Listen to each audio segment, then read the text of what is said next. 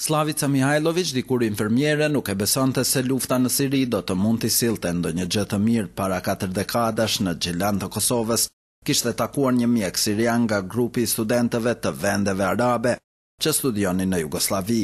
Pas martesës do të lindnin Amiri dhe Amira, por në vitin 1977 Omar Al Nasser, pas divorcit, do të merrte fëmijët dhe do të arratisej në vendlindje.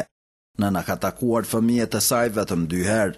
Në qytetin Alep, kur filloi lufta, ata kërkuan një dalje shpëtimi.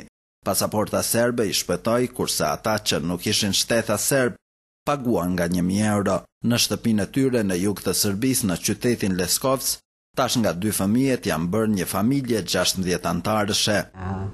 Ja sam umirala. Kam qenë të merruar tërkohës. Doja vetëm të vinin këtu. Problemi ishte se si të largoheshin nga Siria. Para një viti ka ardhur djali im, e para 3 muajsh ka arritur edhe bia ime. Tash është e vështirë, por sërish jemi një familje. Filologja e bila sve okej.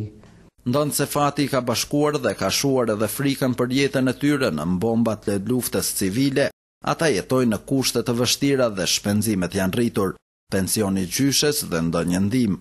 Amir Al Nasser thot se nuk duan të kthehen më kurrë pavarësisht që në Siri kishin shtëpi të madhe. Siria është ndarë në 2 pjesë, në ata pro shtetit dhe kundër tij, me mujahedinët. Ka bombardime të tmerrshme çdo ditë dhe nuk është normale. Ne mezi kemi shpëtuar dhe kemi udhëtuar 25 orë. Në një vend të largët, familja tashmë e bashkuar shpreson për një të ardhme më të mirë.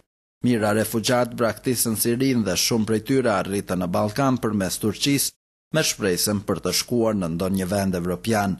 Amir dhe familja e tij kanë udhëtuar me orë të tëra për të dalë nga Siria dhe ka fjetur në banjo për të shpëtuar nga bombardimet.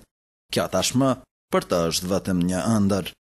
Idro Seferi, Top Channel, Leskovc.